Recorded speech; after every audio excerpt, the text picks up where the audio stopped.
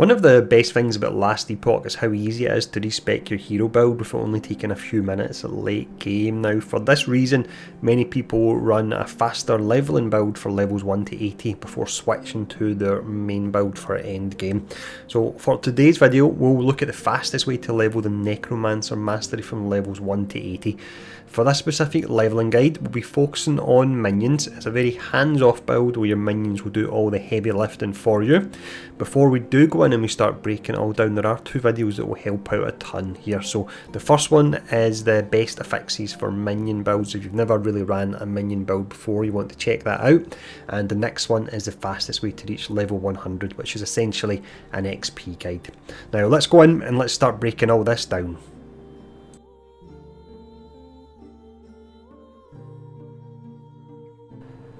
So we start off here then with the general progression for this setup. Now where possible I will try and use infographics in my video that allow you to take a screenshot of a particular section to save you having to scroll through an entire video to find out some information. So for this setup here, I'll just say very quickly at the start, there is flexibility in regards to the spender that you will be using up to level 16, so it's up to you. You can use Rip Blood, Hungering Souls, Marrow Shards, or even Harvest. It's really down to yourself.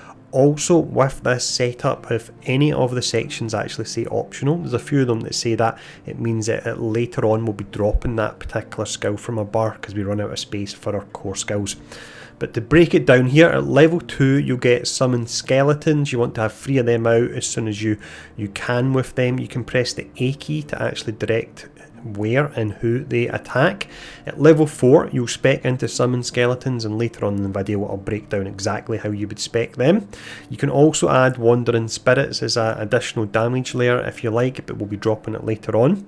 At level 7 you'll add Bone Curse to your bar. Once again, it's an optional damage layer, I would recommend it, but we'll drop it later.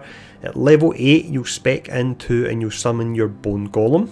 At level 9 you can add Transplant to your bar, so that's your teleport ability to get through the levels quicker. Level 16 you unlock your Necromancer mastery and you would add Summon Volatile Zombie as your main spender. You then add Summon Skeleton Mage when you've got 5 points into the Necromancer mastery. At level 20 you would spec into Summon Skeletal Mage. There is a setup within that allows you to actually teleport when you cast it, which we'll cover later on in the video, and that allows you to drop Transplant, so that is great. At level 35 you'll spec into Summon Volatile Zombie. You will then add Dreadshade to your bar when you've got 30 points in the Necromancer mastery, and finishing up here you'll then spec into Dreadshade.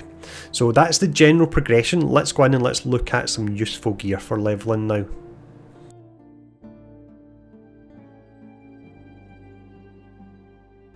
The difference that good early game gear can make on your character at low level is incredible, and you're able to access your stash as early as level 4 via the Keeper's Camp. So for this section we'll run over some useful leveling gear to either look out for it dropping or to equip it if you already have it in your stash. Now I will mention very quickly here, this is pretty obvious, but with it being a minion build, stats that are really great for us are minion health and minion damage of course. Another stat that you could maybe overlook if you are a new player is intelligence. This actually scales your minions damage and health as well, so this is an incredible stat for this setup. But let's go in and let's start looking at these different gear pieces here. The first item we actually look at here will be the best one you can get for leveling this specific setup, because it can give you a huge buff to your damage and your survivability for your minions, and that will be their bow attacks and spell attacks, and that's what we focus on with this particular setup. So it's the Reach of the Grave. You can equip this at level 5. You can use this all the way up to level 80 if you are able to get it, and it is a common drop as well. If you don't have it for any reason, although try your best to get it before running this setup, but if you don't have it, you can use the Oak Scepter. That's a great base, that's equipable from level 21.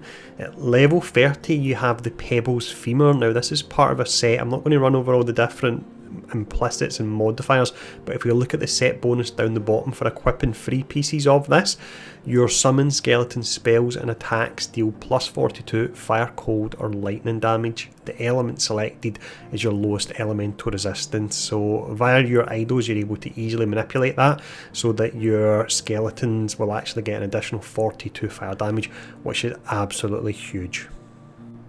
For the helmet slot, you will get this later on. It's equipable at level 46. It's a Heretic Cowl, however this is really nice. It offers increased minion critical strike chance up to 31%. For the amulet slot here, we have two options available at level 36. Firstly, you've got the base item, Turquoise Amulet. It gives you increased minion critical strike chance. And then you've got the Death Rattle, that with this your minions will take more damage, but they will gain a huge increase to their critical strike chance and their critical strike multiplier as well. From level 5 you can equip the body armour doublet of Honest Hill. This can give you additional damage through bleeds for your minions. At level 63, which is much later on, but you've got a nice base item of the Profane Regalia. This can give your minions some increased survivability. For level 12 here on the belt slot, we have the other part of the set we looked at earlier on. This is the Pebbles Bite Marked Sash. Some of the fixes on this are actually really pretty nice, but once again it's all about the 3-piece set bonus that you're going for. We have quite a few options here for the ring slot. You've got Arboreal Circuit equipable at level 1, and it gives you minion armour and movement speed, so you can equip 2 of them of course, so that can be a real nice bonus.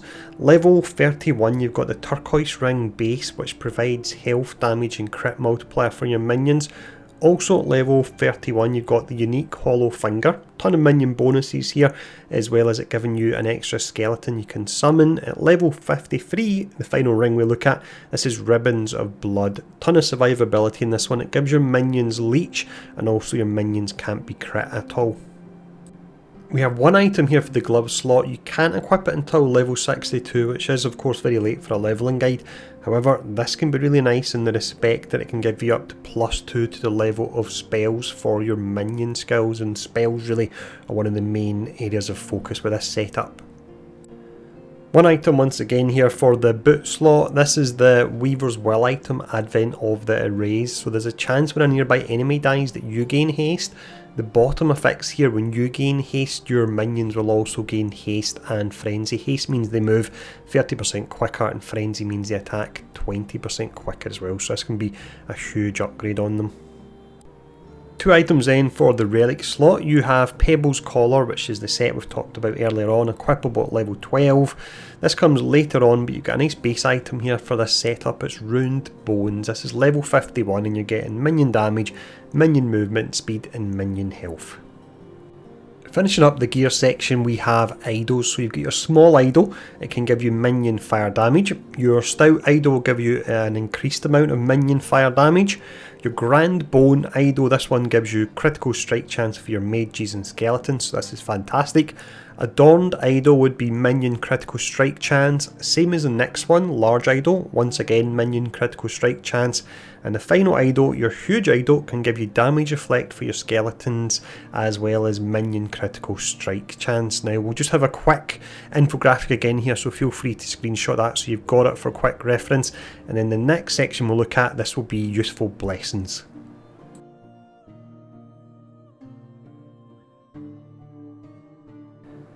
Nice simple section for this one. This is some blessings to look out for whilst you're leveling. The roll ranges you see on screen are for your normal rather than your empowered timelines. So starting off, you've got Fall of the Outcast, that can give you up to 6% additional experience.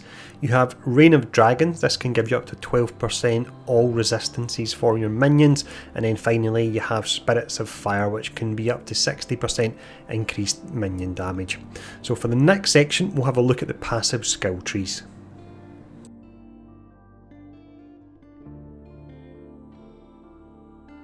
Starting off here with the Acolyte tree, then we must put at least 20 points into this to unlock the Necromancer tree. We have 8 points straight away. They're going into Forbidden Knowledge. That's plus 8 intelligence, plus 40% necrotic resistance. Intelligence actually gives us a damage increase and a health increase on our minions, so that is fantastic. From there, we have 5 points into Dark Rituals, so that increases the minion's attack and cast speed by 20%. We have 7 points here that go into Stolen Vitality. We have a particular setup we use later on where each point of vitality gives our minions an additional 25 armor. So that means for this you're getting 7 vitality, your minions gain 175 armor, and your minions gain 63 health as well. So that is amazing. We do have our 20 points in here, however this is a 1 point wonder. It's so aegis. So with this your minions gain 3 armor per level. So let's say for this guide we're up at level 80. That means our minions are getting 240 armor for only 1 point. So that's the Acolyte tree. Let's look at the Necromancer one now. For the Necromancer tree then, there really are a lot of nice nodes for us here. Now starting off, I would put 8 points into Risen Army. This gives us increased minion damage, attack speed and cast speed. We then have 3 points into Cursed Blood. We don't really need what we're getting from this too much, but we're using it to unlock a node, which we'll look at in just a moment. We have 1 point here, purely so we can then put 5 points into that. And we're putting 5 points into that because in a moment that will allow us to get an additional skeleton. But before we do that, we want to put the full 8 points into Aegis Fall. This means our minions have a chance to shred armor a whopping 200%, and we have a ton of minions, so you'll really see your armor shred stacks go through the roof with this. Now next up, as we mentioned just a moment ago, we've got 1 point in here. This is Unbound Necromancy, and that gives us an additional skeleton. Moving on here, we then have Effigies. We want to put the full 5 points into this. There's a chance we consume a minion when we are below 35% health, but we can double dip on the bonus on this because it's minion and bow damage for our skeleton archers, so this is really pretty fantastic. We then have 10 points that are going into Moonlight Pyre here. That's flat minion fire damage, so that's great as well. 3 points into this. The node doesn't help our minions, but this one here means we have an additional skeleton. It's always nice to have more minions. And the subject of more minions, if we place 3 points into this particular node here, we can then place 1 point into Disciples of Necromancy, and that's another skeleton mage we're getting there, so that can really ramp your damage up. We put 5 points into Frantic Summon, so that's increased attack speed, minion attack speed, cast speed as well. We've then got the full 5 points going into River of Bones. It really ups our critical strike chance, and it gives us some survivability because you've got increased minion health leech, and you actually get health leech on crits as well. And then we have 10 points here going into Heresy, so that's intelligence. Intelligence gives us that additional health and damage for our minions, as well as increased minion critical strike chance. Now we only take this up to 20 unspent points because that would then mean we're at level 80, so we have 3 points left. Now there's 3 relatively nice 1 point wonders. It's up to you where you put these last 3 points, but if you put 1 point into here, with the number of minions we have, we will be adding stacks of chill to enemies, and that slows the enemy way down, so that can be nice for 1 point. 1 point in here as well with our volatile zombies means that relatively often, because we will be summoning them very often, we'll have a chance to apply Mark for Death on enemies. And this one here as well, when you have your volatile zombie and they get defeated, there's a chance to summon a skeletal vanguard, and they can actually take a fair amount of damage. So once they are out, even though the chance is only 4%, they'll normally stick around from there as well. So that is the Necromancer skill tree and the Acolyte skill tree. Quick infographic as always, so you can take a screenshot of this if needed.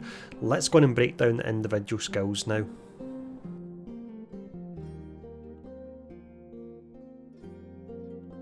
The first skill that we would specialise into then is Summon Skeleton. The setup we're using here, it's all about archers and getting as many skeletons as we actually can. So we have 2 points that go into Unholy Rage. This allows us to get an additional skeleton via Marrow Walkers. We go back to Unholy Rage, putting our point into it, because this then allows Lone Guardian, and then following on from that, Mightier Than the Sword. Whenever we now summon a skeleton, it will always be an archer. For that reason, we then put 1 point into Fire Arrow. We'll be getting a ton of them fired all over the screen. We now want to get some additional skeletons, so we put 2 points into Necrotic Conviction. This is really nice for archers. It's additional damage that they do. And then we have 1 point into Hollow Walkers, another maximum skeleton there. 2 points into this node. We don't really need what it's offering, but it allows us to get Grave Walkers, so that is another additional skeleton. From there, we've got 7 points left, so what we're doing with this is we're putting 3 points into Multi-Shot. So we've got a ton of skeletons. They're all archers, and they'll be firing 6 arrows on a 6-second cooldown. So you'll get arrows all over the screen with this.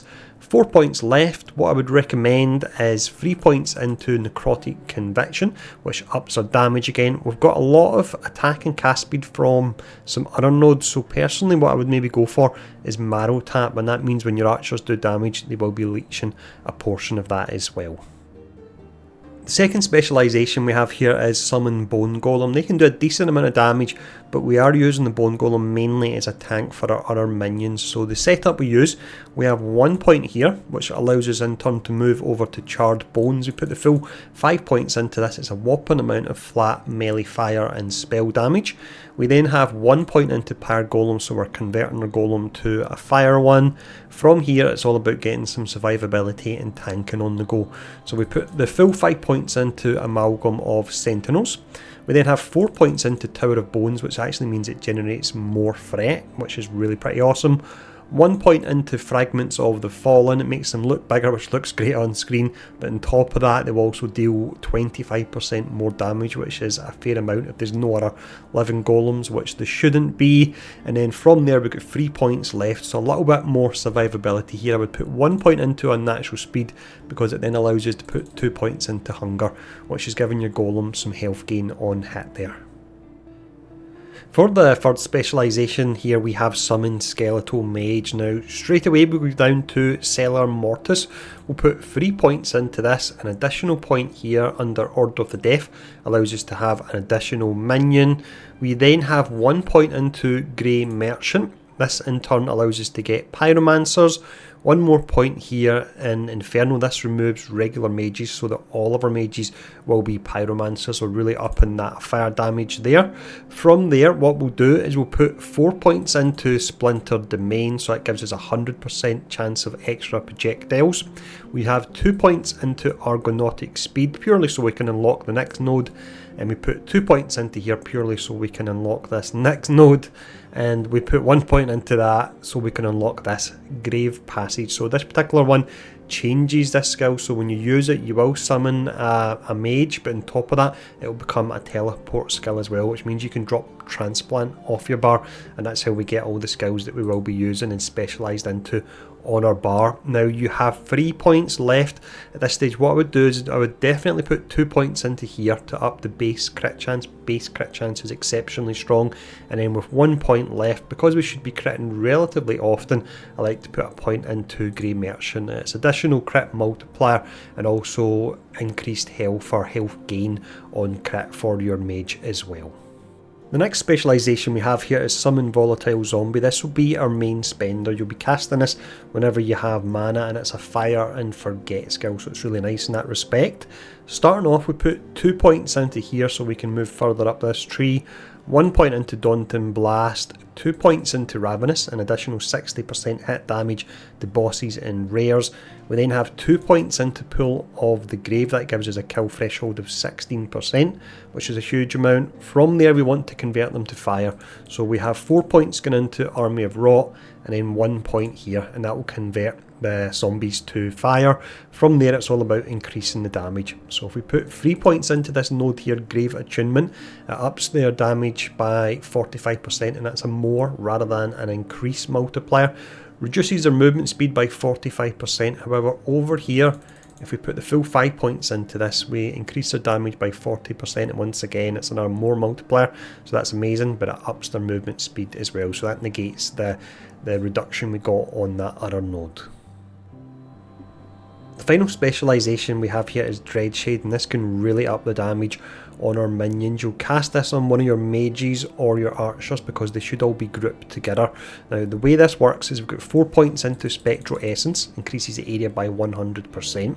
We have 1 point into Lone Watcher, so when we cast this on a minion it won't reduce their health, but that minion will take more damage. But because we're casting on an archer or a mage who's in a pack surrounded by a ton of other minions, they should have decent survivability. You've also got your golem down your tanking for you as well. Now we have 3 points into Dying Coven. That is an increase of 24% for attack and cast speed. 4 points into Grim Fate, it means the minion affected by Dreadshade will take more damage, but it increases the area of it by 100%, and it's a more multiplier of an additional 60% damage, which is absolutely huge. We have 1 point into Wisdom of the Dead, which then allows us 1 point into Martyrdom, and that's tied in with something we talked about earlier on, where you get 25 armor on your minions per vitality, so that's great as well.